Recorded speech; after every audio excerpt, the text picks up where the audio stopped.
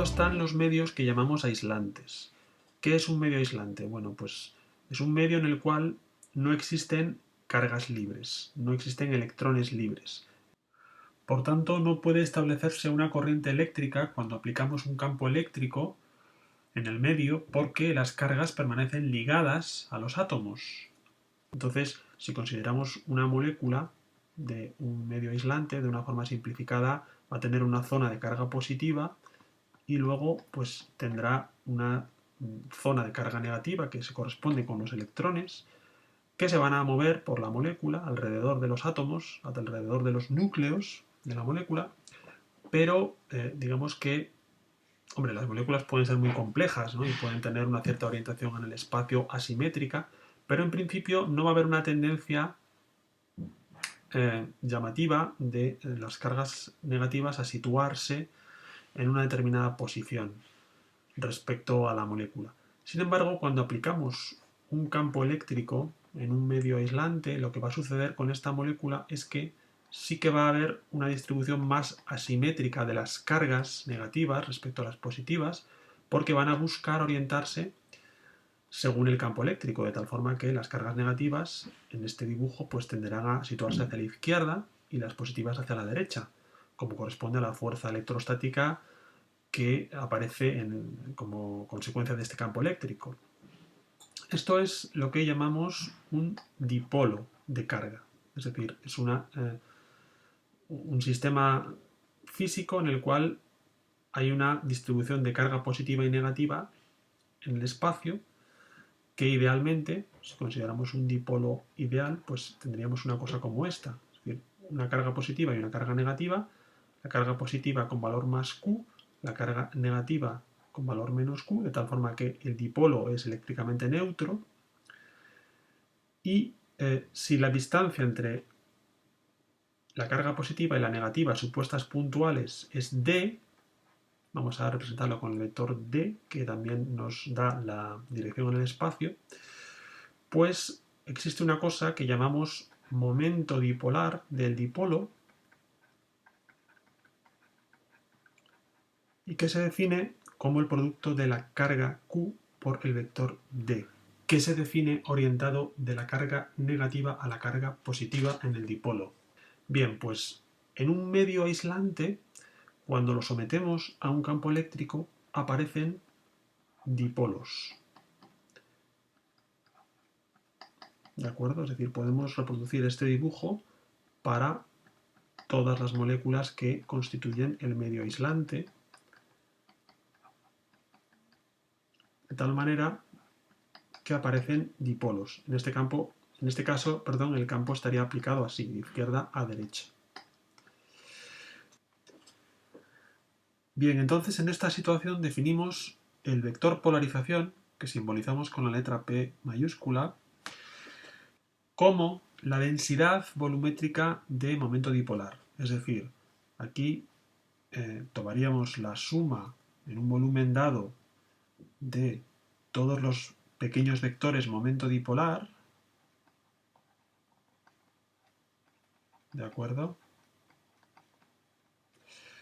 Y la dividiríamos por el volumen ocupado por la región en la que hemos hecho esa suma. Y nos daría entonces la densidad de momento dipolar. Lo voy a escribir. Densidad volumétrica de momento dipolar. ¿De acuerdo? Este vector P lo he dibujado aquí en rojo y, bueno, normalmente en un medio isótropo, es decir, en un medio en el que todas las direcciones son equivalentes del espacio, es paralelo al campo eléctrico aplicado E. De hecho, la relación que existe experimentalmente es que el vector P es igual a la permitividad eléctrica del vacío multiplicada por un parámetro que llamamos susceptibilidad eléctrica,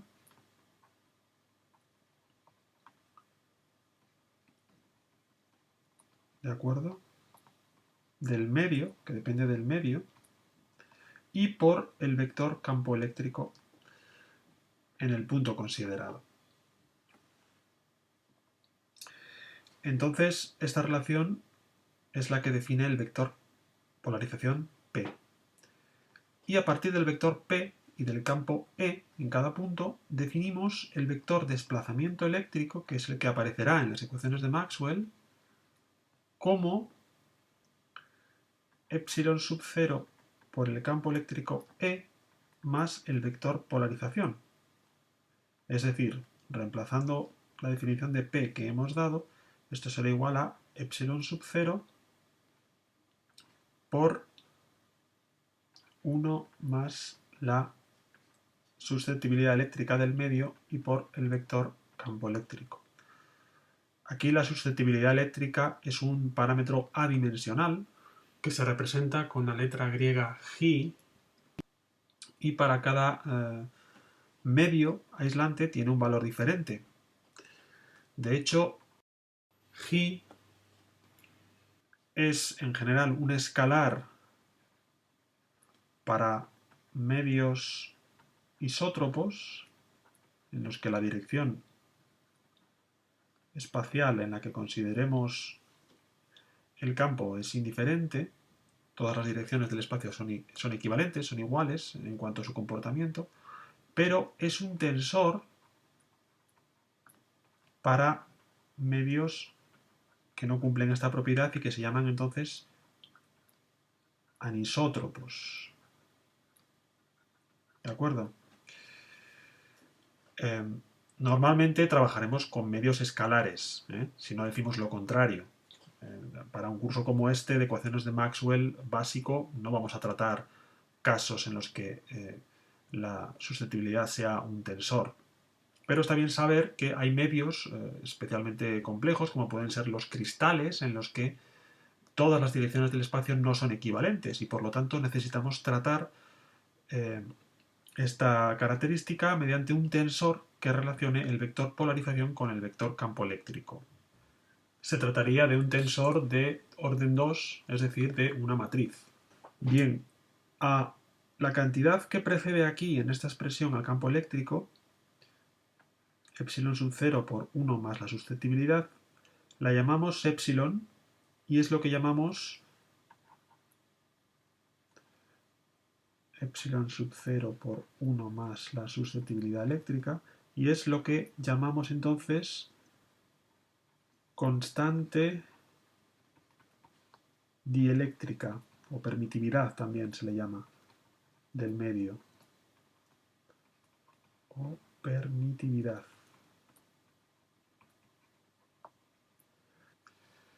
Entonces lo que hemos visto se resume en que el vector D, desplazamiento eléctrico, es igual a epsilon, la permitividad dieléctrica del medio, por el vector campo eléctrico E. Esta entonces es una relación importante. Veremos que usar el vector D en las ecuaciones de Maxwell da a las ecuaciones un carácter más compacto y por lo tanto es útil utilizarlo, aunque a veces se pueden ver expresiones de las ecuaciones de Maxwell en las que no se usa el vector D, sino que se utiliza solamente el vector E más la constante dieléctrica del medio. Bien, los medios en los que epsilon es constante y por lo tanto no cambia con el punto del espacio considerado son medios que llamamos homogéneos. ¿De acuerdo? Y los medios en los que además epsilon no depende del propio campo son medios que llamamos lineales. ¿De acuerdo? Es decir, homogéneos y lineales son características de los medios que normalmente vamos a asumir siempre que se cumplen por defecto, igual que son isótropos por defecto, salvo que digamos lo contrario. Es el caso más sencillo y normalmente es el caso que se supone en las ecuaciones de Maxwell. Así pues tenemos esta relación entre los campos D y E para el campo eléctrico. Hay que decir que la ventaja que tiene también el campo D, desplazamiento eléctrico, es que en una interfase entre medios en la que tenemos el vacío por un lado y un aislante que también llamamos dieléctrico por el otro, es que si existe un campo eléctrico, imaginemos que aquí hay una superficie de carga positiva indefinida y aquí una superficie de carga negativa, por ejemplo las placas de un condensador, de manera que se establece un campo eléctrico entre estos dos extremos. Bueno, pues el campo eléctrico vamos a suponer que es uniforme, es decir, en todos los puntos del espacio aquí a la izquierda, en la zona que hay vacío, sería uniforme, sería igual, pero dentro del dieléctrico cambiaría.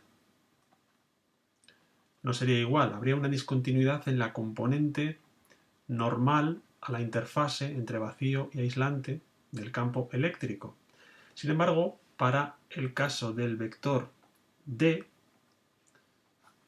sí que sería continuo esa componente normal, si el vector D es normal a la interfase entre vacío e aislante, sería continuo en toda esta región del espacio.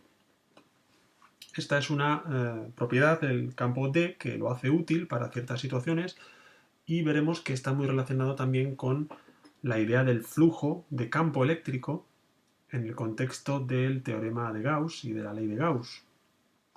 Esto lo veremos en un vídeo dedicado a una de las ecuaciones de Maxwell, en particular la de la divergencia del campo eléctrico, ¿de acuerdo?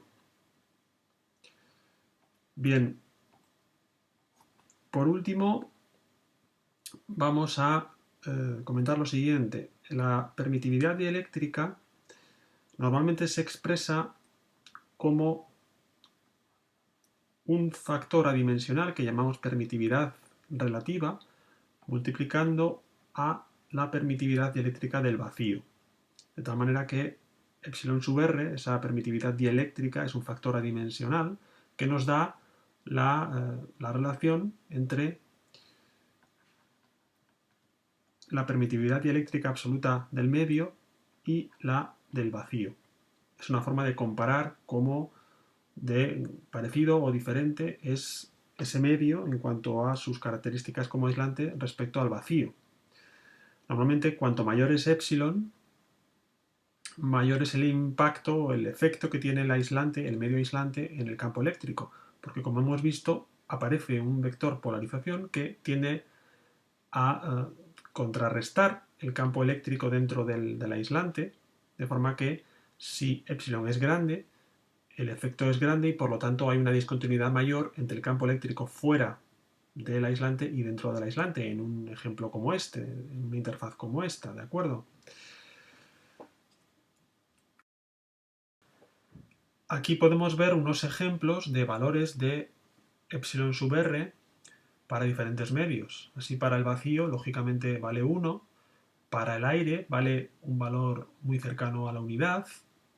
Fijémonos que es 1,0006, es decir, es el cuarto decimal el que se ve afectado, por lo tanto, normalmente supondremos que los campos en el aire son equivalentes a los campos en el vacío, y por lo tanto epsilon es aproximadamente igual a epsilon sub 0 en el aire. Esto sería para el aire a presión atmosférica, ¿de acuerdo? Luego para la mica, por ejemplo, es 6, el valor de epsilon sub r, y para el agua pura sería 81. Entonces fijémonos que tenemos valores muy diferentes dependiendo del medio. Estos valores van a condicionar muchas propiedades de algunos fenómenos, como por ejemplo los fenómenos ópticos, en los que epsilon sub r juega un papel muy importante.